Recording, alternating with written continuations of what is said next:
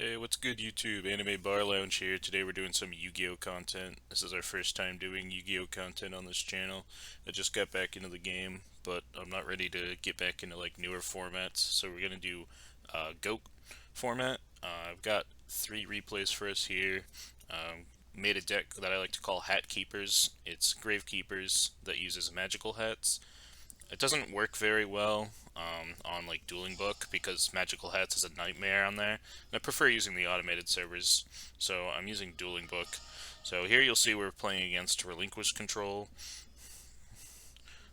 We got Pot Agreed, so we got a pretty good open.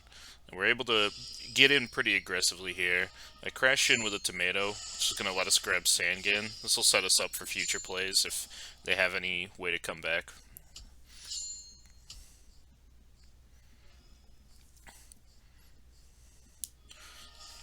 There's not a lot that happens in the game that shows off the true power of the deck, but, you know, Gravekeepers are good. Here we exchange Judgments. This is kind of actually good for us, because now their life total's about where it needs to be for us to sort of win from here. So we're going to activate Magical Hats, and the reason Magical Hats is an absolute beast in this deck is because of these Dark Coffins.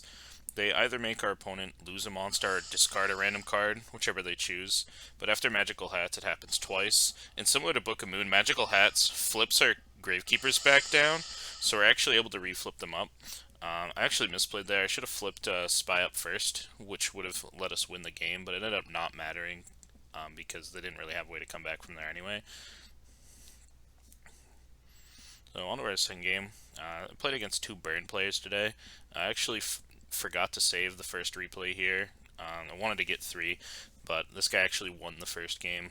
This deck hasn't been doing well against Burn, I've noticed, but I've noticed one improvement I definitely want to make to the deck is that this deck runs Cataville Omen since it's running Gatekeepers.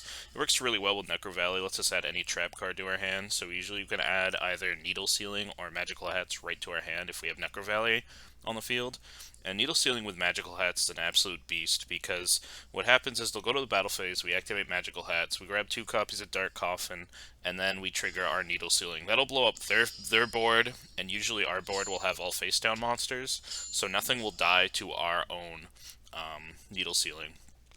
And then what'll happen is Dark Coffins will go to grave. They have no monsters on the field if because they're all killed by Needle Sealing usually. So they'll have to discard two cards at random, which is like getting duoed.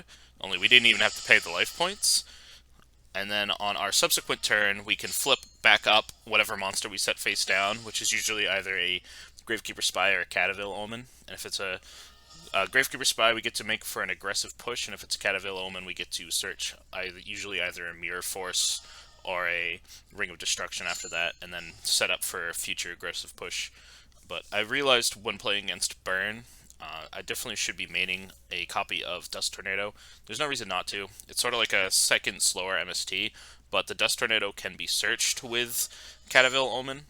Uh, and I think I would even put like two more copies of Dust Tornado in the sideboard.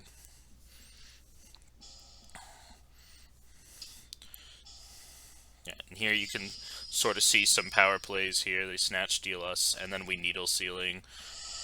And then these will both trigger. They lose the card in hand, they lose their monster. And didn't realize that they had a BLS in the hand, but I'm definitely glad to see that gone. That could have been an absolute house against us. But this basically allows us to get right back into the game. We have a set Ring of Destruction, so we can practically go for game here as soon as we kill whatever this is. Obviously, I mean, whatever this is. We know it's a serpent. And I didn't know what this was, so I didn't want to fire this off straight away, just in case it was Judgment. And interesting, he doesn't flip up the Judgment here, but I guess that's just because he knows he's dead. He could have went for, like, Serpent Thousand Eyes, but I guess by that point he was just kind of done with everything, just wanted the game to be over. But yeah, game 2 went pretty well. And then here's the third one. Um, I like to try to, like, show as genuine of a gameplay as possible. And so usually I just let the replays, any replay that captures what the deck's trying to do is usually what I like to go for, even if it doesn't win. So this isn't a win here. So spoilers, this is actually a loss. And this shows that we are quite weak or just have bad draws against spell and trap removal. That's kind of just a thing in this format. if you're not prepared for it, because heavy's at 1 and MST's at 1, and that just goes back to what I was saying earlier. I definitely should be running a third copy of Dust Tornado.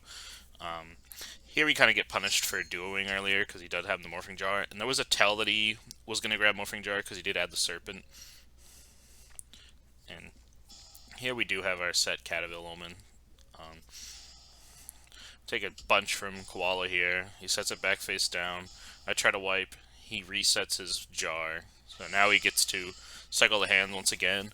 And the most annoying thing is that through this entire time of him reflipping and the jar making us cycle through our hands, I don't draw into a copy of either heavy. I'm not even running MST in this deck, actually. Wow, I really screwed up then building this. I completely spaced in main decking it. So yeah, I think rather than a copy of MST, I would just run the Dust Tornado though, because I think it is better in this deck.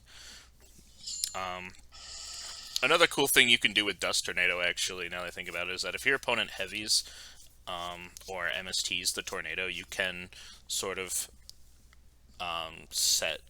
You can actually get some versatility out of the setting trigger of the Dust Tornado. If they heavy, you can actually forcibly set a statue or Dark Coffin in your hand.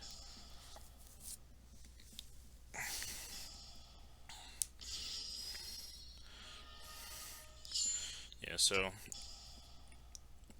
there was very low chance of us winning here. We know that the wave motion's going to fire next turn, and I basically decided to go out.